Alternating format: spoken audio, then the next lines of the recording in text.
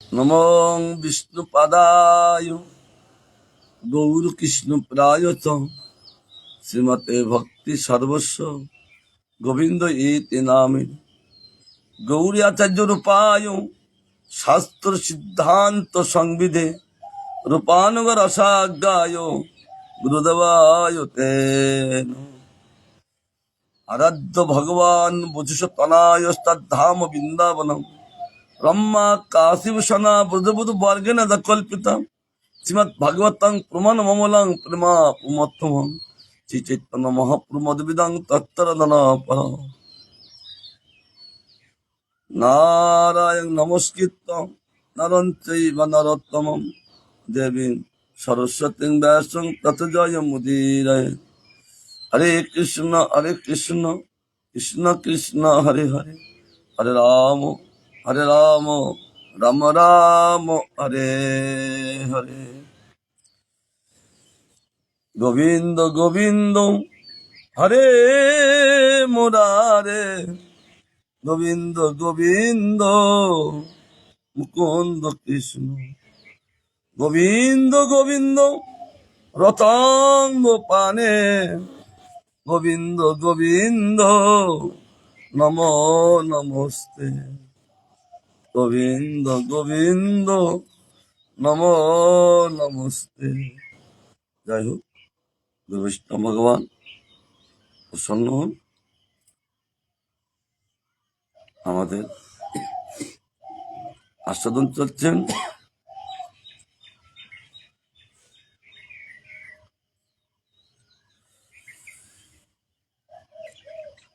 আরাধ্য সন্দর্ভ,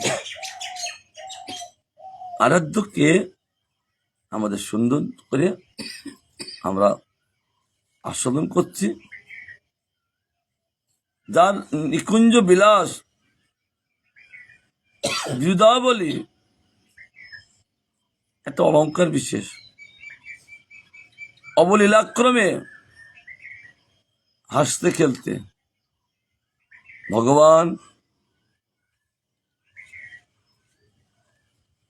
যতগুলো অসুর মারলেন, তিনি 18টা অসুর মেরেছেন, তাতে বলরাম 2টো, প্রলম্বাসুর ধেনুকাসুর, আর যতগুলো ভগবান নিজেই মারলেন। তাদের সঙ্গে তাদের মারতে ভগবানের কোনো পরিশ্রম নেই।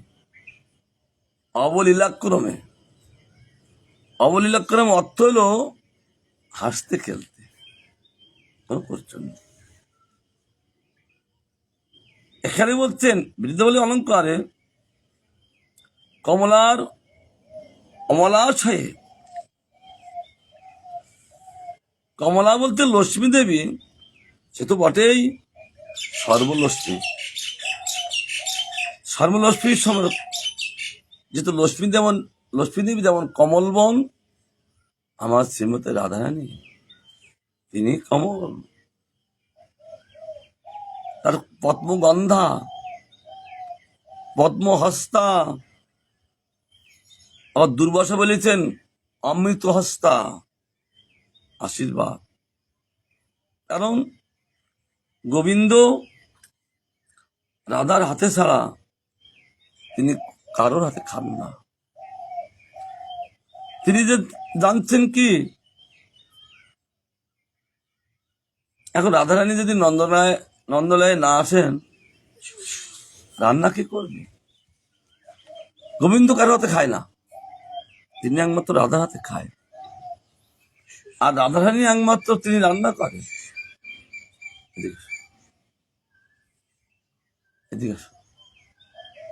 রাধারানী তিনি একমাত্র রান্না করেন, তার জন্য তার হাতে খায়।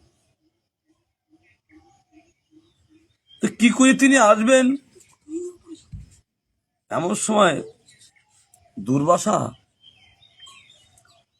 তিনি ব্রজধামে আসলেন, বিষ্ণু মহারাজের বাড়িতে।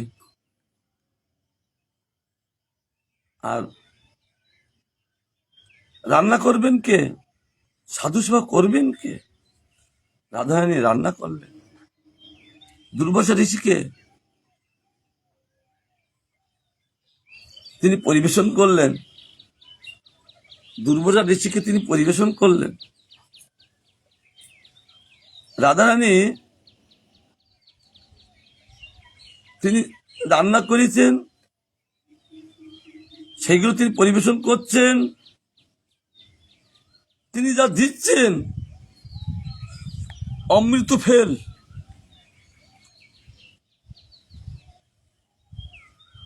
দুর্বাসা পরমানন্দে ভাসতে লাগলেন। রাধারানীর হাতের প্রসাদ এত সন্তুষ্ট।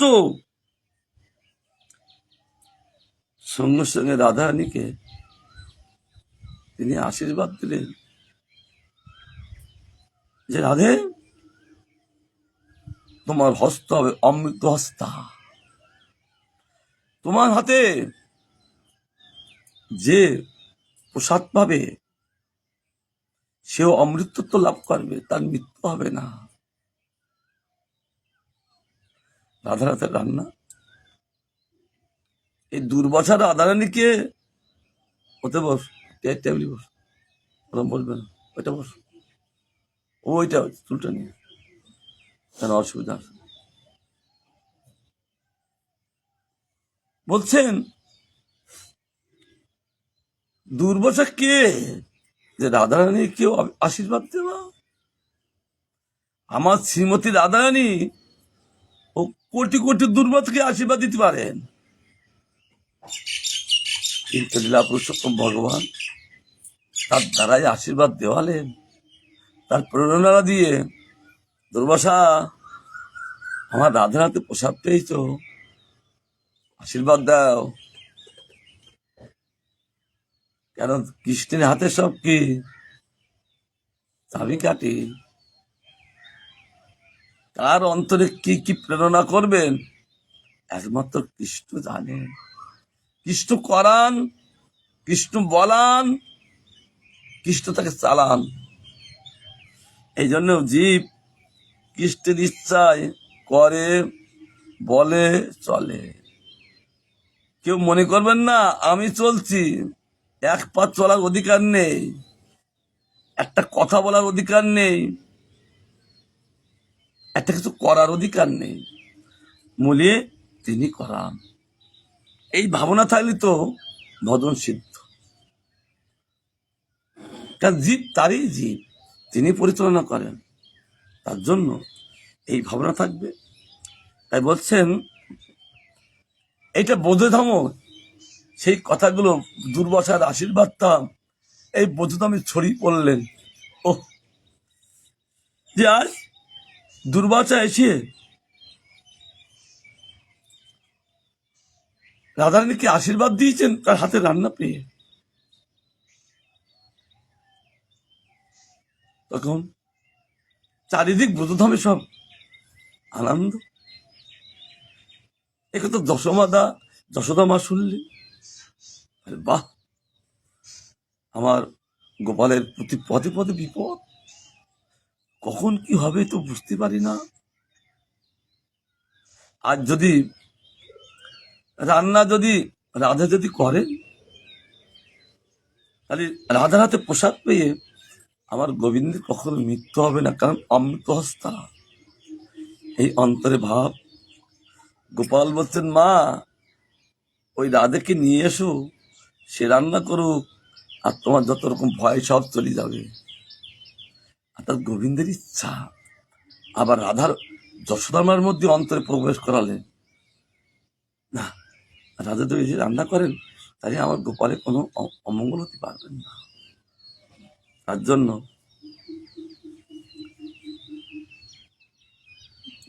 তিনি জাপটে গেলেন। মামিকে বললেন, যশোদার মামিকে, যশোদার আপন মামি, মামার নাম গোল ঘোষ। ভালো কি সন্ধ্যা। মামার নাম গোল ঘোষ, মামির নাম জটিল। মামার নাম গোল ঘোষ, আর আয়ান আর কুটিলা যশোদা মায়ের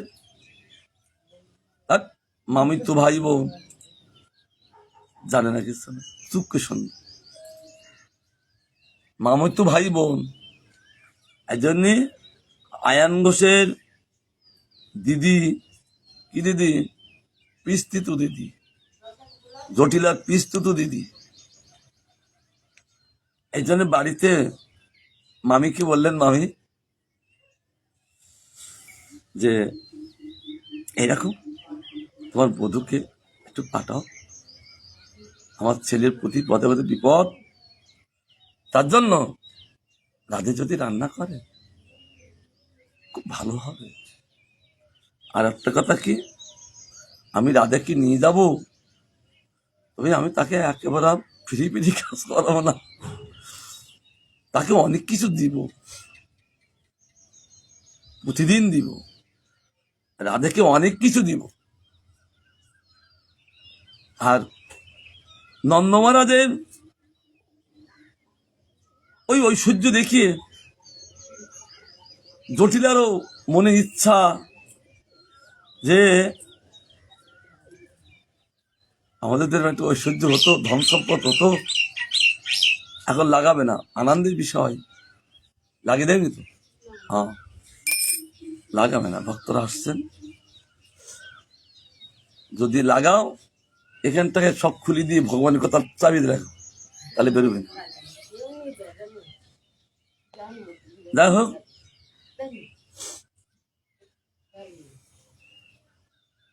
এই জন্য নন্দ মহারাজ যশোদাকে বলতেন, যশোদে একেবারে রাধারানীদের অপরাহ্নকালে আবার যাবেন, রান্না করার পরে তাকে কিছু দিও।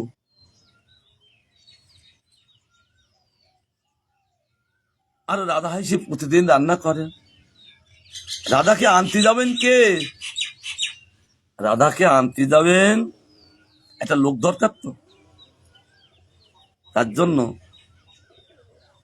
কুন্দলতাকে বলেন, বৌমা,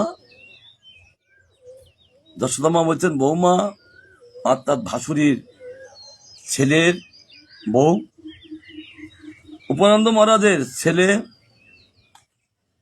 4-5 ভাই, উপানন্দ, অভিনন্দ, নন্দ, সুনন্দ, নন্দ। এই জন্য সকলে বললো অভিনন্দ, উপানন্দ, অভিনন্দ, নন্দ, সুনন্দ, নন্দ, 5 ভাই। উপানন্দ মহারাজের ছেলে হলেন সুভদ্র, আর এই সুভদ্রর স্ত্রী হলেন কুন্দলতা। আলেকে মনে কি ডাকবা, কুন্দলতা। এই কুন্দলতা সকলে প্রিয় বৌমা, সকলে তাকে ভালোবাসতেন এবং বিশ্বাস্ত। একেতে কৃষ্ণের বৌদি, আবার তিনি 100 রাধারানীর সখী, আবার কৃষ্ণ হইল তার কে হয়, দেবর, দেবর, একটা বিরাট সম্পর্ক আছেন। আবার যশোদা শাশুড়ি, তাই তিনি বললেন, কুন্দলতা যাও রাধেকে নিয়ে এসো। সকালবেলায় উঠেই চ্যান ধ্যান করে রেডি হইয়ে অপেক্ষা করবেন কখন আমাকে যশোদা আজ্ঞা করবেন। সেবক কিরকম দেখেছ, চোখের জল আসবে, কি সেবক বিনা আজ্ঞা যেতে পারে না, কারণ ওই আজ্ঞার মধ্যে তাকে আশীর্বাদ। আর নিজের মতন ফটাফট চলে গেলে আশীর্বাদ থাকে না। এই জন্য যারা বাড়িতে যায়, সন্তান পিতামাতাকে যদি বলি দেয়, পিতামাতা সন্তুষ্ট, হ্যাঁ বাবা ঠিক মতো ভগবান করুণা করো, আশীর্বাদ থাকে, অমঙ্গল হয় না। এই জন্য গুরুজনদের আশীর্বাদ বিরাট কাজ করে, আশীর্বাদ থাকে, সমস্ত বাধা সব কেটে যায়। ভালো ভালো কথা হচ্ছে কিন্তু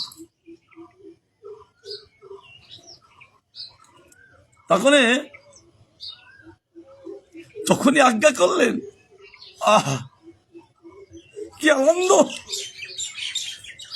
আমি রাধাকে দেখবো, তার রাধাকে দেখার জন্য মনটা কাঁদছে।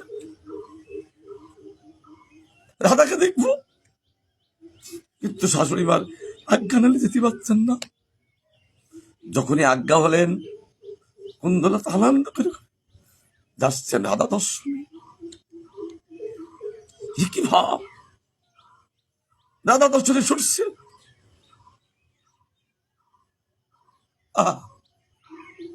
ওদিকে সেজি বসে আছেন, সখীরা সব সেজি বসে আছেন, রাধার সঙ্গে আসবেন। কুন্দলতা না গেলে আসতে পারছেন না, কারণ এদিকে শাশুড়ি মায়ের অনুমতি তো যশোদামা নিয়ে নিয়েছেন। কারণ লোভী ব্যক্তি তো, তার একটু সম্পদ দিলে খুব আনন্দ। এদিকে রাধারানী অপেক্ষা করছে কখন কুন্দলতা আসবে, আর কুন্দলতা অপেক্ষা করতেন কখন রাধা মা আমাকে, শাশুড়ি মা আজ্ঞা দিবেন। যত সময় তিনি আনন্দ করতে করতে, নাচতে নাচতে, রাধার দর্শনে প্রেমময় হয়ে, উদ্দেশ্য আমি রাধাকে দেখব, আনন্দ করে তিনি দর্শন। কুন্দলতা যাবার সঙ্গে সঙ্গে তাদের কি একটা আনন্দ, রাধার উৎকণ্ঠা, তিনি আসছেন, কৃষ্ণ দর্শন উৎকণ্ঠা, এসে কৃষ্ণ দেখবেন, কি আনন্দ। তাই বলছেন, কমলার কমলাশয়ে কৃষ্ণ সমরিং সার, অর্থাৎ রমন বাসনার রঙ্গমঞ্চকে প্রপঞ্চিত করে সেই গোবিন্দ আরাধ্যমণি। কত ভাষা!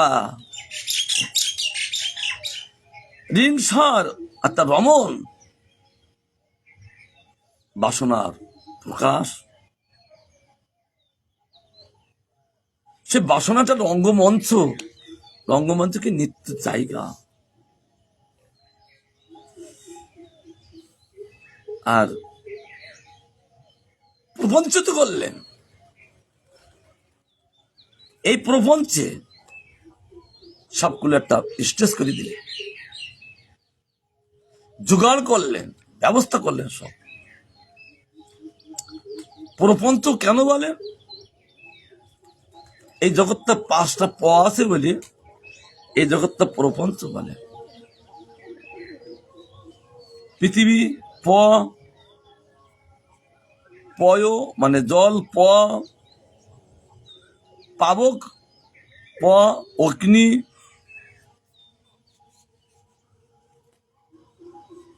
পবন মানে বায়ু, প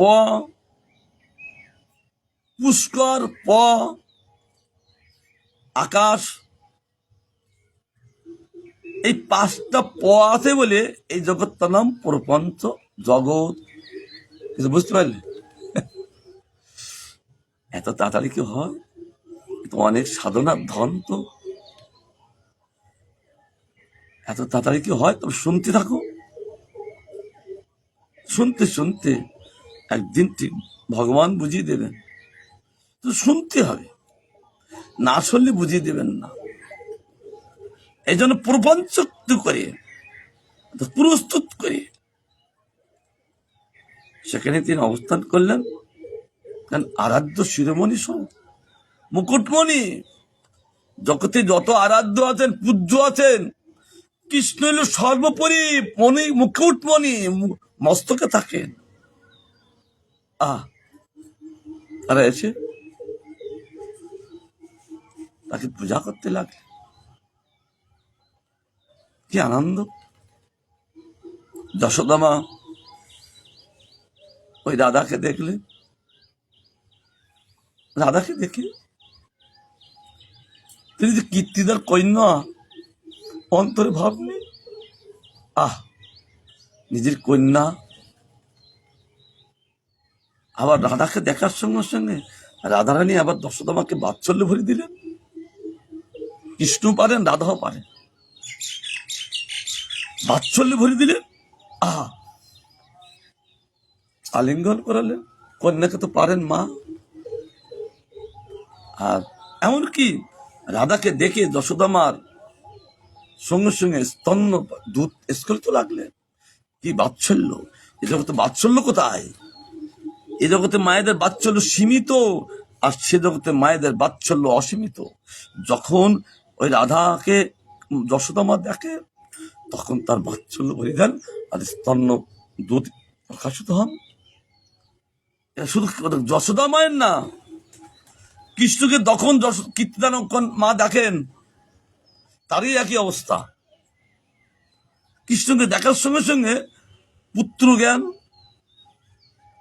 আর কৃষ্ণ তাকে আবার বাৎসল্যে ভরে দিলেন, হা পুত্র। তাদের অন্তরে কখনোই বলেননি তিনি নন্দালয়ের না নন্দ মহারাজের পুত্র, আমার পুত্র। যশোদা মা এমন কোনদিন বলেননি যিনি কীর্তিদার কন্যা, তিনি আমার কন্যা।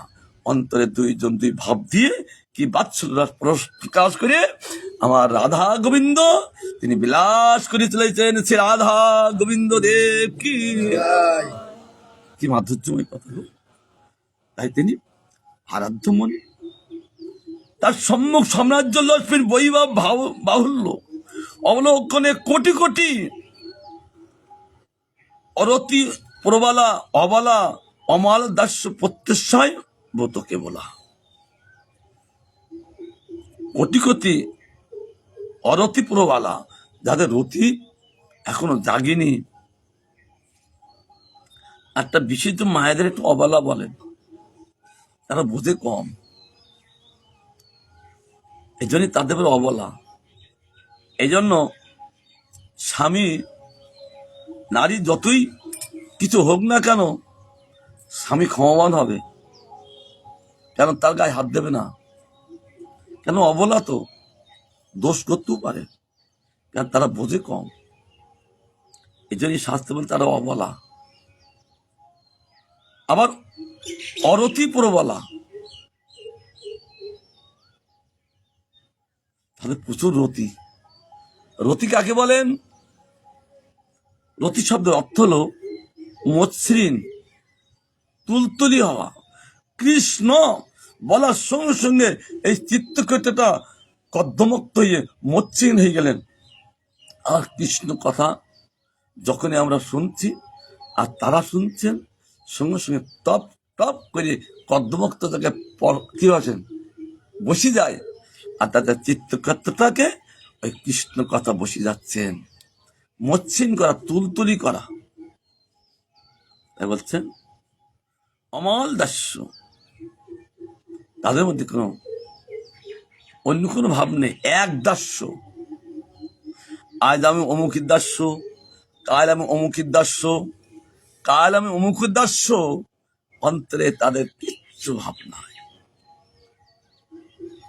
দাস্যের মধ্যে কোনো দোষ নাই। অমল দাস্য, প্রত্যাশায় ব্রত কেবল ব্রত করে চলেন। এই জন্য তাদের দাস্য সিদ্ধ হয়েছে। যারা দাস্যরথের ভক্ত, তাদের অন্তর শুধু দাস্য ভাব ছাড়া অন্য কোনো ভাব নেই। যারা সক্ররসের ভক্ত, তাদের সক্য ভাব ছাড়া তাদের মধ্যে বাৎসল্য ভাব নেই, দাস্য ভাব নেই, কেবল সক্য ভাব। এই জন্য অমল দাস্য বলে। যারা বাৎসল্য দাস্য, সবই দাস্য। যারা বাৎসল্য দাস্য, তাদেরও অন্তরে শুধু বাৎসল্য দাস্য ছাড়া অমল বাৎসল্য দাস্য, তাদের মধ্যে অন্য কোনো ভাব নেই। আর যারা মধুর দাস্য, তারা অমল দাস্য, তাদের মধ্যে মধুর দাস্য ভাব ছাড়া আর কোনো দাস্য নেই। এই যে অমল দাস্য, তাদের মধ্যে দোষ নেই। প্রত্যাশায় পাওয়ার কি করতে হয়? তার যে কেবলা ব্রত, একমাত্র তাকে ব্রত করে চলেছেন। গোপীগণ যেমন তপবনে দিয়ে তারা তপস্যা করতে লাগলেন, ব্রত হলো কৃষ্ণকে পাওয়া, তাদের তারা ব্রত করলেন। তপস্যা কাকে বলেন? কষ্ট সহ্য করি অপ্রাপ্ত বস্তু প্রাপ্ত হওয়ার নাম তপস্যা। আর তপস্যা ভগবান বলছেন তপস্যা আমার হৃদয়, যিনি আমাকে তপস্যা করেন আর সে আমাকে লাভ করেন। আর সঙ্গে সঙ্গে তারা তপস্যা করলেন তপবনে। তপবনটা কোথায়? যমুনার তীরে। এদিকে অক্ষয়বট, তারপর তপবন, এদিকে চিরঘাট, পরপর চলতে থাকে। সেখানে ব্রতকে বলা একমাত্র এক কেবল ভক্তির দ্বারা, একও ভক্তির দ্বারা তারা ব্রত করতে লাগেন। তার জন্য কি আনন্দ! পরতত্ত্বের রসরাজিত্ব তথা রসরাজের পারিক বিলাস বৈচিত্র্য সন্দর্শনে চমৎকৃত এবং ব্রহ্মভূতগণ বিষ্টাবৎ অদ্বৈত নিষ্ঠাকে পরিত্যাগ করত গোবিন্দ পদারবিন্দ মকরন্দ লোভে নিঃসঙ্গ ভিঙ্গতা প্রাপ্ত হন। ভালো ভালো ভাষা। পরতত্ত্বের কৃষ্ণ রসরাজিত্য, তিনি রসের রাজা।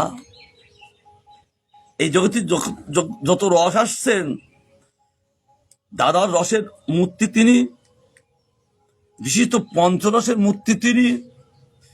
যত রস আছেন সব গোবিন্দের থেকে আসেন। যে গোবিন্দ তো রস সমুদ্র, এগুলো বুঝতে পারছে না। ভালো ভালো কথা। শুধু ছেলে খেলা করে বেড়াবো না আমরা। গুরুবদবত আচ্ছাই করে শুধু হই হই কাটাবার জন্য গুরুবদবত আচ্ছয় না। শুধু পার্টি করা গুরুবদবত আচ্ছয় করা না। ওই একে ওকে হিংসা করা গুরুবদবত আচ্ছয় করা না। একমাত্র গুরুবদম আচ্ছয় লাভ হলো এই বস্তু আস্বাদন করা। এই জন্য বলছেন তিনি রসরাজিত্য, তিনি রসের রাজা, তিনি রাজিত্ব করেন। সে ভগবান। কত ভাষা বেরোচ্ছে দেখেছ। তথা রস রাজায় রাজের পারুক বিলাস, অর্থাৎ পরের স্ত্রীর সঙ্গে বিলাস করবে। অর্থাৎ তার আর পর কে আছেন? হ্যাঁ, তার পর বলতে তো কেউ নাই, কারণ তিনি জগতের পিতা আর জীব তার সন্তান। তারা পর কে আছে? কি আছে? সবই তো তার নিজের শক্তিকে, নিজের শক্তি আমার প্রাণ গোবিন্দ। কারণ তিনি আলাদাভাবে একটু রসময় করতে চান, তাদের সঙ্গে আলাদাভাবে বিলাস করতে চান। তিনি সম্যকভাবে বিলাস করলেন, কিন্তু একটু পরকে বিলাস করবেন। তার জন্য যোগমায়া বলে, যোগমায়া আমাকে বলি দাও, তাদেরও বলি দাও। তাদের অন্তর্দন না জানে যে আমি তার শক্তি, আমার শক্তি, এই জ্ঞানটাও তাদের উঠিয়ে দাও। কারণ এই যোগমায়া পূর্ণমাসী দেবী লীলা পুষ্টি করে চলেছেন। এই পূর্ণমাসী দেবী কে?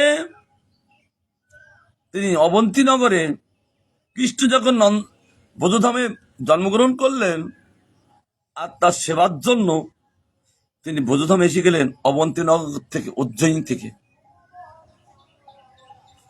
তিনি কে? কৃষ্ণ যার কাছে পড়তে গিয়েছিলেন সেই সান্দীপনী, তার মা এই পূর্ণমাসী দেবী, তার মা সান্দীপনীর এক ছেলে এক মেয়ে, নান্দিমুখী মধুমঙ্গল। এই ঠাকুরমা তাহলে তার যদি মা হয়, তাহলে এই মধুমঙ্গল আর নান্দমুখী কি হয়? তার নাতি নাতনি। তার ঠাকুরমা এই নাতি নাতনিকে নিয়ে তিনি ব্রজধামে আসলেন। এই বন্যমাসী দেবী তিনি এসেই নন্দগ্রামের 1 কিলোমিটার আগে একটা বন আছেন, দুমন বন। ওই দুমন বনে তিনি তপস্যা করেছিলেন। এখন তার গোপা আছেন, পূর্ণমাসী গোপা। তার তপস্যায় ভগবান সন্তুষ্ট হলেন। সন্তুষ্ট হয়ে ভগবান বলছেন, দেবী আমি যে লীলাবিলাস করব এই সব তুমি পুষ্টি করবে, আমার অন্তর্যত ইচ্ছার সঙ্গে সঙ্গে তুমি সব ব্যবস্থা করবে। এই জন্য ব্রজধামের যোগমায়াকে আচ্ছা রেখে গোবিন্দ লীলা করে চলেছেন। তিনি একশো যোগমায়া, 100 পূর্ণমাসী। তাই তিনি তপস্যা করার পরে গোবিন্দ তার সেবা ভাত দিলেন, আমাকে বলি দাও, তাদেরকে বলি দাও। তা যেন অন্তরে বুঝতে না পারে, কারণ যোগমায়া দুই জায়গার লোক দুই ভাবে মোহিত। এই বহি জগতে বহির্মায়ের দ্বারা, দুর্গার দ্বারা মোহিত জীব, আর ওই জগতে যোগ মায়ার দ্বারা সব জীব মোহিত। তবে কি এই জগতে যারা মোহিত তারা কষ্ট পায়, আর ওই জগতে কৃষ্ণলীলা যারা মোহিত করেন, আর তারা একমাত্র কৃষ্ণ সুখ তাৎপর্য ছাড়া, কৃষ্ণ সেবা ছাড়া তাদের কৃষ্ণ কাউকে সেবা করেন না, একমাত্র তাদের কৃষ্ণ সেবা করান। তার জন্য তিনি চলতে থাকেন। তিনি অখিল রসের মূর্তি, গোপগোস্বামীপাদ ভক্তি রসামৃত গ্রন্থে তিনি সুন্দর করে বর্ণনা করলেন। অখিল রসামৃত মূর্তি পুরো শ্রীমুর রুচিদ্দা তারকাপালি কলিত শ্যামা ললিত রাধা প্রাণ বিদর জয়তী। কারণ প্রথম শ্লোক দিয়ে তিনি সকলকে বন্দনা করতে লাগলেন। তার জন্যে আবার পারকীয়া বিলের বৈচিত্র্য এক হয়ে বিচিত্র ভাব, বহুমূর্তি প্রকাশ। আকাশে মেঘ হলে যেমন বিদ্যুৎ চমকায়, বিচিত্র ভাব করে দেন, চমৎকৃত করে দেন, আমার গোবিন্দ তিনি বৈচিত্র্য, তিনি বিচিত্র ভগবান। এই দেখো আমরা প্রত্যেকে এখানে বসে আছি, বিচিত্র সব, প্রত্যেক জীবের মধ্যে ভগবান তিনিই আছেন, কিন্তু বিভিন্ন অংশ করি। এই জন্য কেউ কারোর সে মুখের মধ্যে মিললে, গুণী মিললে, মুখী মিললে, এই জন্যই এই লড়াই হয়। এই জন্য কারণ কেউ সঙ্গে মিললাই, আমরা যতই আমরা অন্তরে বলি মিল করো, এমন একটা সময় আছে মিল হয় না, রাগারাগি হয়। কারণ প্রত্যেকের আলাদা আলাদা গুণ, আবার তখন প্রত্যেকের মুখে এটা আলাদা। কারণ গোবিন্দ প্রত্যেক হৃদয়ের মধ্যে বিভিন্নভাবে আছেন, অর্থাৎ তিনি আছেন বিচিত্র বিলাস, এই মায়া বৈভব। আবার চিৎ জগৎ বিচিত্র বিলাস, কি মধুময় কথা খুব তিনি করে চলেছেন। উদ্দেশ্য সকলকে সুখী করা, সৌন্দর্যনে তাকে সংমৃতাকে দর্শন, আবার চমৎকৃত বিদ্যুৎ চমৎকৃত করে দিচ্ছে। বিদ্যুৎ যেমন চমকায় না, চোখটাকে চমৎকৃত করে দিতাম, আর দেখা যায় না। কেন তিনি চমৎকৃত ভগবান, তিনি কখনো এক ভগবান না, নিত্য নূতন হয়ে যান সঙ্গে সঙ্গে, আর তাদের চমৎকৃত হয়ে যান, আর আনন্দ সাগরে ভক্তি করেন। এই জন্য রাধারানী বলেন যে সখী একে বলে সে কৃষ্ণ, এই এরকম কেন? অর্থাৎ যারা ভজন করেন গোবিন্দ, তাদের কাছে নবাইমান হন, কেবল নবাইমান তাদের কাছে। আর তারা ভাব রাজ্যে চলে যান। দুটো রাজ্য আছেন, আমরা তো মায়িক রাজ্য আছেন, এরপরে আর দুটো রাজ্য আছেন, একটা ভাব রাজ্য, একটা প্রেম রাজ্য। যতক্ষণ মতো এই ভাব রাজ্য প্রেম রাজ্যে না যেতে পারবো, ততক্ষণ আমরা বুঝতে পারবো না। এই জন্য এই রাজ্যটা ছাড়তে হবে, অর্থাৎ এই দেহ ছাড়তে হবে। কি করে? আত্মদেহ প্রকাশ করতে হবে, তখন এই ভাব রাজ্যে যেতে পারবো, তখন এই প্রেম রাজ্যে যেতে পারবো।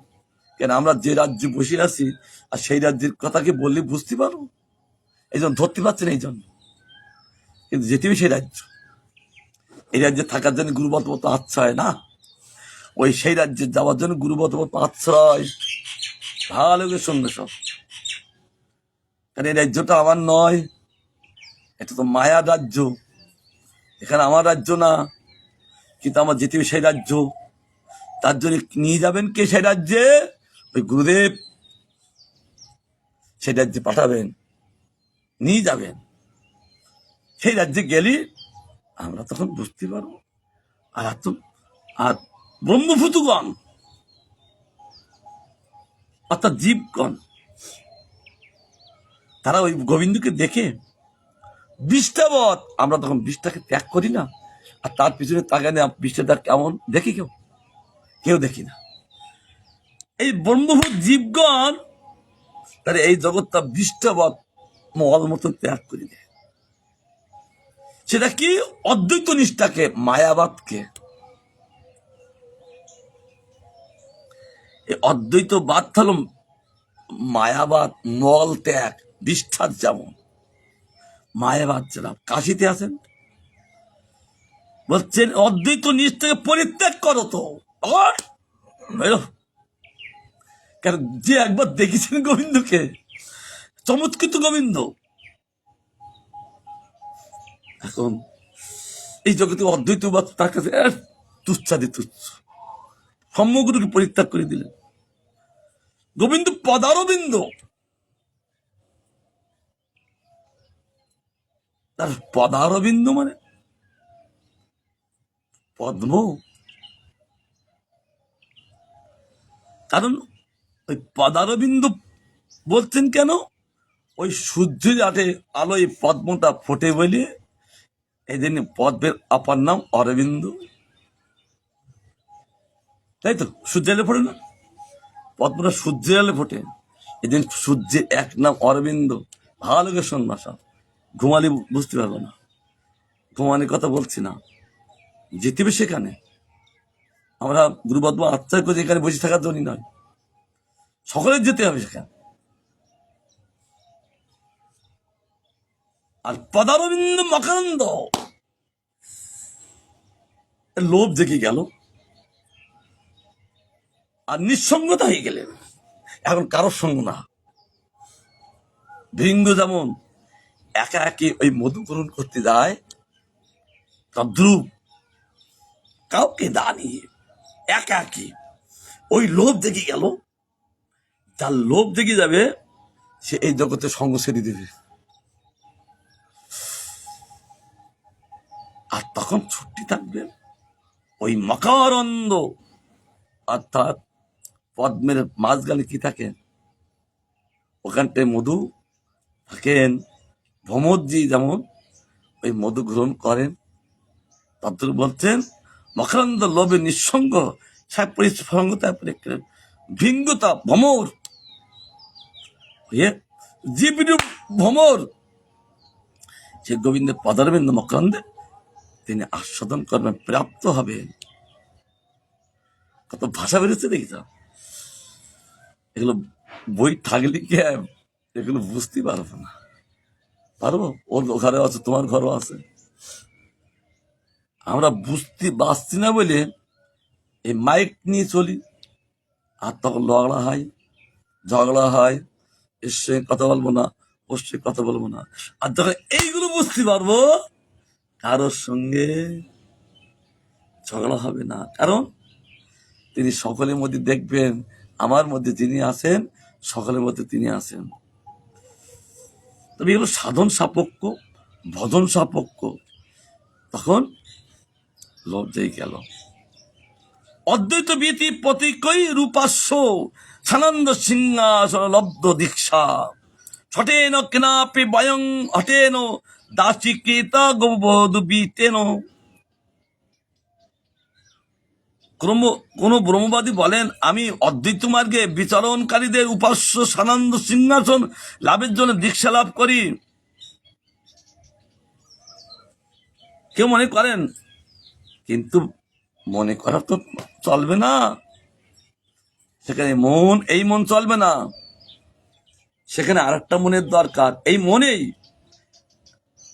মন তো অন্য কেউ নয়, ভগবানই আমাদের কাছে মন রূপী আমাদেরকে পরিচালনা করছেন। মনে করবেন না যে আমরা চলছি, আমাদের ইন্দ্রিয়গুলো পরিচালনা চলছেন, আমি করছি না। এই মন এই পরিচালনা করেন আমাদেরকে। কাদেরকে? ইন্দ্রিয়কে। ওই 10টি ইন্দ্রিয় পরিচালনা করেন মন। ইন্দ্রিয়গুলো নিজে নিজে চলতে পারে না, করতে পারে না। মন রাজা হইয়ে, এই জন্য মন রাজা না, ইন্দ্রের রাজা। গীতাই বলেছেন, অর্জুনকে বলেছেন, অর্জুন আমি, মন আমার বিভূতি। বিভূতি বোঝেন তো? বিভূতি মানে আমি মন রূপী আছি, নিয়ে আমি এই প্রত্যেকের ইন্দ্রিয়গুলো আমি পরিচালনা করি। কি 10টি ইন্দ্রিয়কে, 5টি জ্ঞানেন্দ্রিয়, 5টি কর্মেন্দ্রিয়। এই যে 5টা জ্ঞানেন্দ্রিয়, 5টা কর্মেন্দ্রিয়কে কর্ম করায়। জ্ঞানেন্দ্রিয় কি? চক্ষু, কর্ণ, নাসিকা, জিহ্বা, ত্বক, এই 5টি জ্ঞানেন্দ্রিয়। আর এই 5টা জ্ঞানেন্দ্রিয় কি করেন? আর 5টা ইন্দ্রিয়কে কর্ম করায়। সেটা কে? বাক, পানি, পাদ, তারপর কি পায়ু, উপাস্ত। বাক এই কথার দ্বারা তাকে সবকিছু করায়, কর্ম করায়, কথা দিয়ে কর্ম হয়। এই ইন্দ্রিয়গুলো করাচ্ছে, এই 5টি ইন্দ্রিয়কে করাচ্ছে। পানি মানে কি? পানি মানে জল না, পানি মানে হাত। বোঝা গেল? জানতেন? পানি মানে হাত, বাঘ পানি, পানি মানে হাত। ওই হাতকে কর্ম করাচ্ছেন এই 5টা জ্ঞানেন্দ্রিয়। পানি, পায়, পদ চালন করছেন। আর পায়ু উপস্থ, অর্থাৎ একটা মল ত্যাগ করায়, একটা মূত্র ত্যাগ করায়। এদেরকে ওগুলো কর্ম, এগুলো করায়। তার জন্য ভগবান বলছেন, আমি মন রূপে সকলকে পরিচালনা করি। কারণ জীব পরিচালনা করতে পারেন না। এই জন্য আমাদের এখন যে মনটা আছেন, এই মনটা এলো মাইক মন। এই মন যোগে আত্মমন যখন হবে, তো একটার পর একটা ভগবান লীলায় দর্শনে ডুবি রাখে, তখন আনন্দ সাগর। তাই বলছেন, উপাস্য সানন্দ সিংহাসন লাভের জন্য দীক্ষা করি, কিন্তু কোন এক শট গৌতম লম্বট কর্তৃক হঠাৎক্রমে আমি তার দাসী হইয়াছি। হঠাৎ আমি চলছিলাম, চলতে গৌতম লম্পট শব্দ অর্থ অত্যাশক্তি, আসক্তি। যেমন সাধুরাম কৃষ্ণ ভজনে আসক্তি, লম্পট রাম লম্পটে আসক্তি, লম্পট শব্দে আসক্তি। তারা হরিভজন ছাড়া আর কোনো ভজন করেন না। আর কৃষ্ণকে একবার দেখেন যিনি, তিনি তাকে ছাড়া আর কাউকে ভজন করেন। কারণ তার রূপ কি? জগৎ ভোলানো রূপ, অনুপম রূপ। আমি তার দাসী হব না, কিন্তু হঠাৎ ক্রমে আমি তার দাসী হয়ে গেলাম। অর্থাৎ জীব মাত্রই তার দাসী, দাসী। তাকে সেবা করে দিয়ে ধন্য হবে। তাই বললেন, যার প্রাভব বিলাসে প্রবৃত্ত বংশ ধ্বংসপ্রাপ্ত, প্রবল পরাক্রান্ত নিঃসংশয় কুলপাংশ কংস, যার পরাক্রমে উপক্রমে সমন বিক্রমে ভগ্ন নিঃশ্বাস ক্রম, যার বীর্যক্রমে মদান্ধ সুরবিন্দের গর্ব পর্ব চূর্ণ বিচূর্ণ হয়, সেই গোবিন্দের সমর সন্দর্ভের সংকীর্তনে সরস্বতী রুদ্র বাক্য।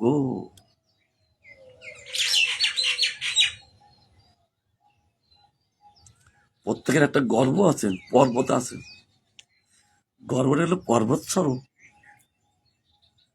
এটা যখন তার চূর্ণ বিচূর্ণ হয়ে যাবে, গর্ব করে কি? সাংঘাতিক গর্ব আছে জীবের। ও কি বোঝে? আমি বেশি বুঝি, তাই না? তার জীবের মধ্যে খুব আছে।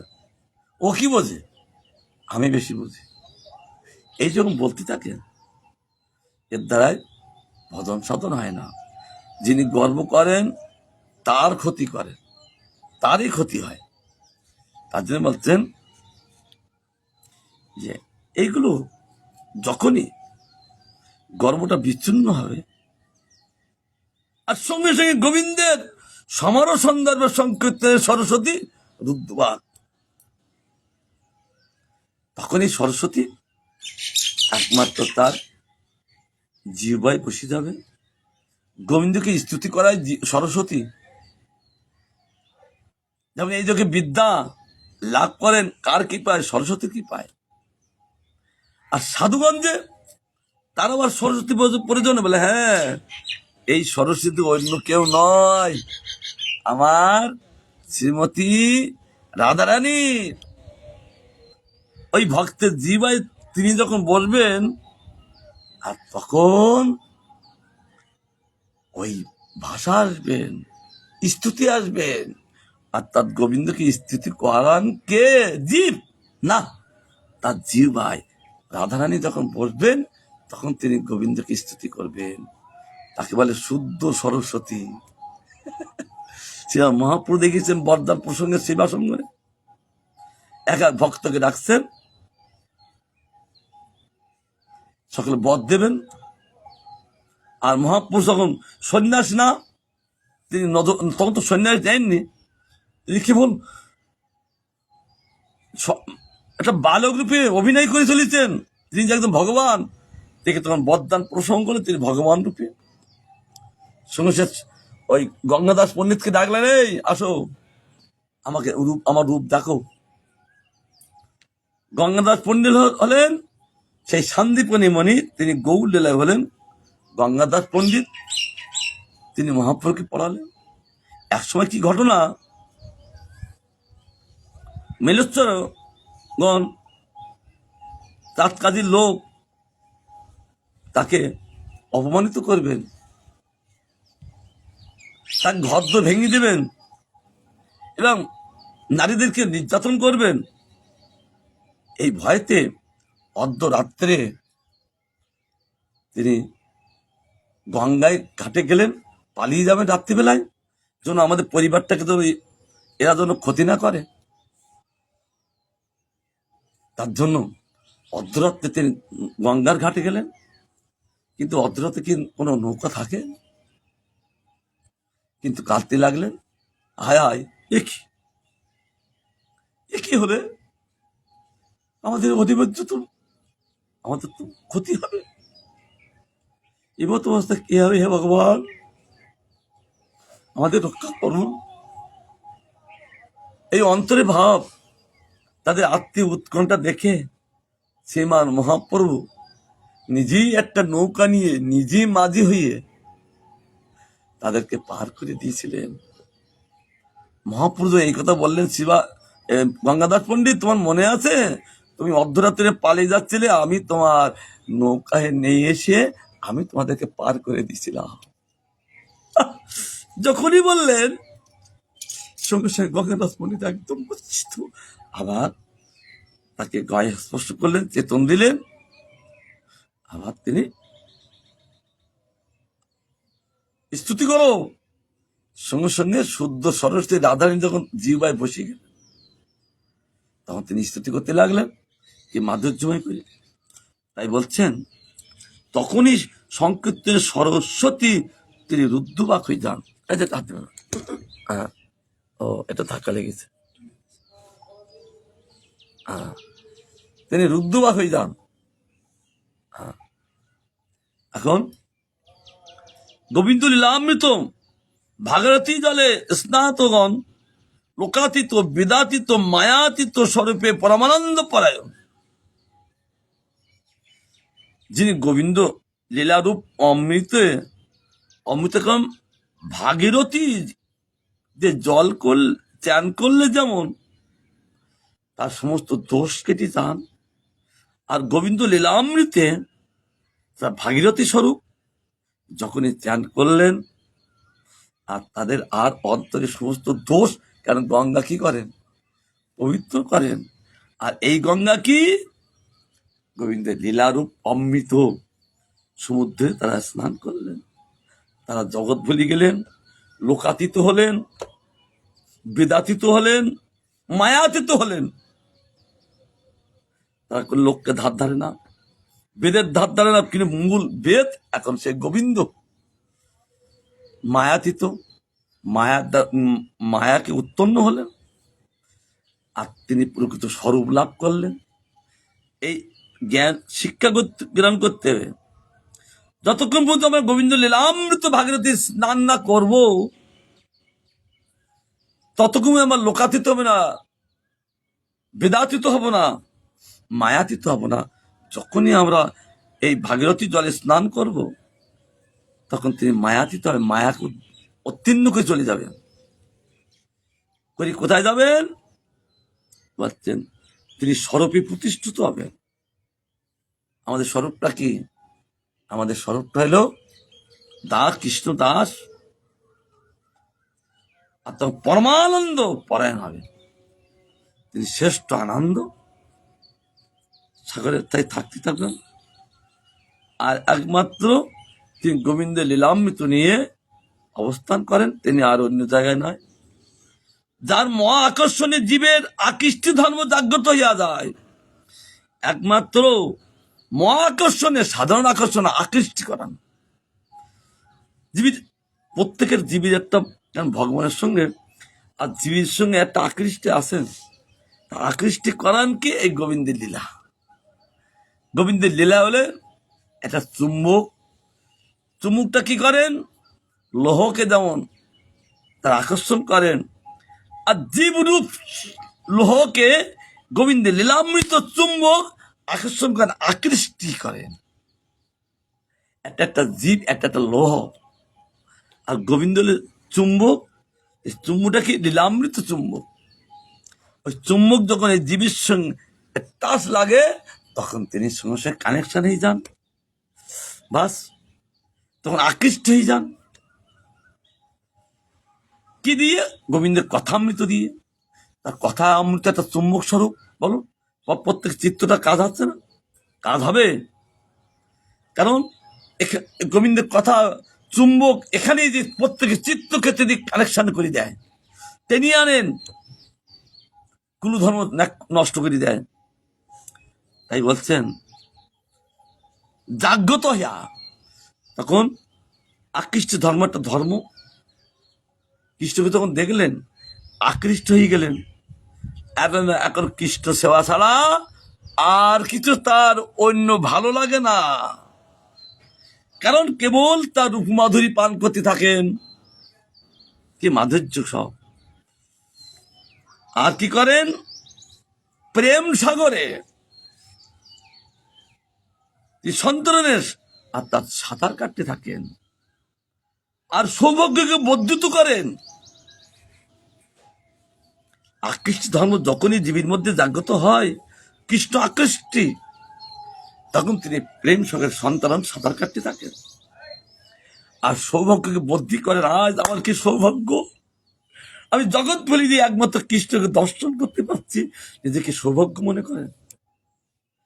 সেই গোবিন্দ পাদপদ্মে আমার আরাধ্য দেবতা, তারা তিনি ছাড়া আমার আর আরাধ্য দেবতা দ্বিতীয় কেউ নাই। তার জন্য ভক্তগণ তিনি জগৎ ছেড়ে যান, যখন যান, তবে আকৃষ্ট ধর্ম কখন আসবেন? এই হরি কথার দ্বারা। তার হরি কথার একটা চুম্বক কোথায়? এই চিত্তক্ষেত্রকে কানেকশন দিয়ে দেয়, তিনি আনেন পরিবেশনের দ্বারা। বৃন্দাবনের দুইজন দূতী, একজন হলেন বীরাদূতী, একজন হলেন বৃন্দাদূতী। তাদের কার্য হইল প্রতি ঘরে ঘরে যেয়ে ওই গোবিন্দের কথা পরিবেশন করা। তবে তিনি পরিবেশন করেন, তার পরিবেশনটা বাৎসল্য হওয়া চাই, মাধুর্যময় হওয়া চাই।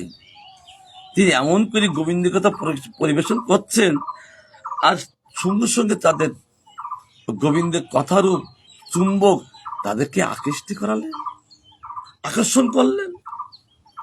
তখন বলতে কৃষ্ণ এমন, তার কথা এমন, এমন তার রূপ। হ্যাঁ, এবার তাকে দেখার জন্য ছুটেছে।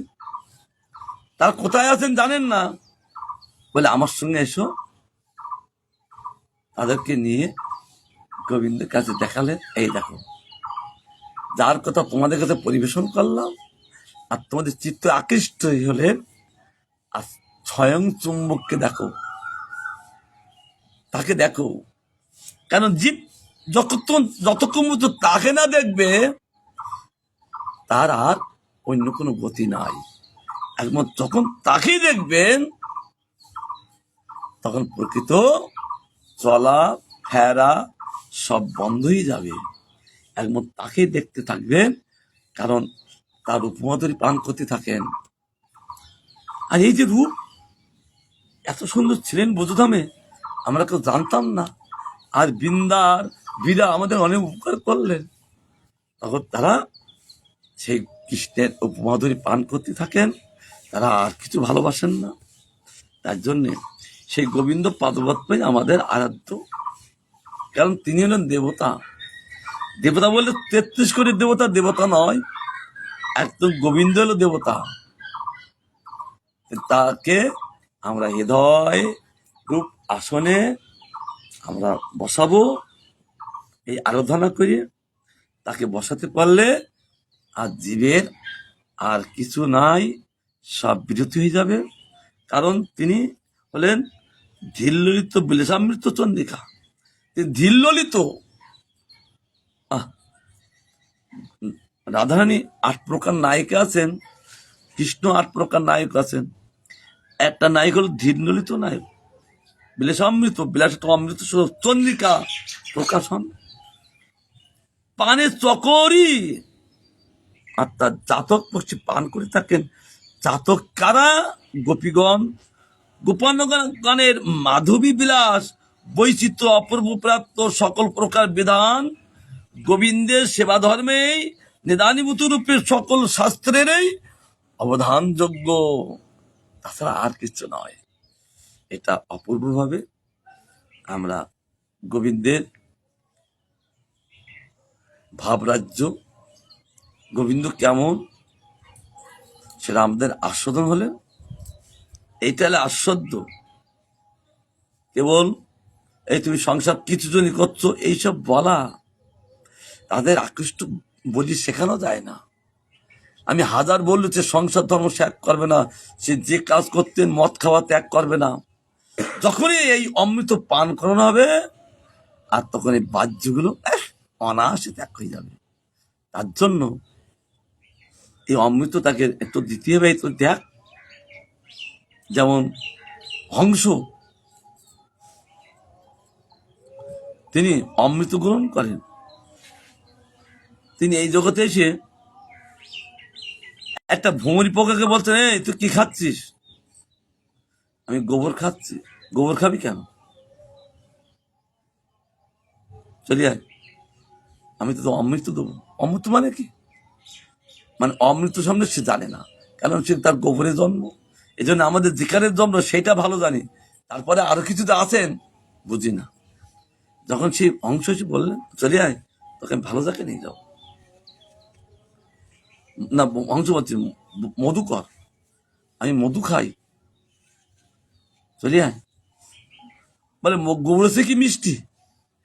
মূর্খ, কোথায় গোবর আর কোথায় অমৃত? তুই আমার সঙ্গে আয়, আমার সঙ্গে আয়। কেন তুই তো পান করতে পারবি না, আমি ওই পদ্মের থেকে মধু নিয়ে তোকে মুখি দেব। এবার তাকে নিয়ে গেলেন পদ্মবনে। আর যখনই মধু দিয়ে তার মুখে মধু নিয়ে তার মুখে যখন দিলেন, তাই কেমন লাগছেন? গোবর গোবর লাগছে। থাক, মধু আর গোবর গোবর লাগে নাকি? দেখি তো গালটা হাঁক কর। আর যখন হাঁক করলেন দেখতে মা মুখে গোবর, ফেলি দে, ফেলি দিয়ে এই মুখে এই জলে আসমন কর, এই জলে আসমন কর। যখন আসমন করলেন এইবার তার মুখে দিলেন, ওই কেমন লাগছে? ওরে সর্বনাশ, এত ভালো লাগছে। 4টি লাগলেন, যে 4টি লাগলেন, বলছে আর গোবর খাবি না এই মধু খাবি? বলে আর গোবর খাবো, এই মধু ছাড়া আমি আর কিছু খাবো না। তাহলে সে তো সংগ্রহ করতে পারেন না, তাহলে কি করে খাবেন? ভ্রমরটা বললেন তুই আমার সঙ্গে থাকবি। অর্থাৎ এই সংসারটা গোবর তুল্য, আর গোবিন্দের কথা হলেন অমৃত তুল্য। তা অমৃত আস্বাদন করতেন কারা? সাধু। তাই বললেন সাধু যখন তার মুখে দিলেন, কারণ সে সংগ্রহ করতে পারেন না, সাধু যখন তার মুখে দিলেন তখন বলতে বাহ অমৃত। তখন বলছেন এই গোবিন্দের কথা অমৃত ছাড়া আমি আর কিছু অমৃত গ্রহণ করব না। তখন তখন পরমানন্দে ভাসতে লাগেন। এই জন্য সাধুসঙ্গ করলেই এইরকম অমৃত লাভ করা যায়। আবার গুরু বৈষ্ণবের করুণা হলে আমরা আবার আস্বাদন করব। তিনি প্রসন্ন হন, আমাদের নিত্যকাল এই সেবায় নিযুক্ত রাখুন। গুরু বৈষ্ণবের কাছে আমাদের আর কি প্রাপ্ত না, আমাদের কিছু প্রাপ্ত না। ওনারা যে বস্তু আস্বাদন করছেন আর আমাদেরকে একটু সেই বস্তু আস্বাদন করিয়ে দিন, তাহলে আমরা মত্ত হবে। বাঞ্ছা কল্পতরুবর্ষ কৃপা সিন্ধু বেবচ পতিতানাং পাবনেভ্যো বৈষ্ণবেভ্যো নমো নমঃ।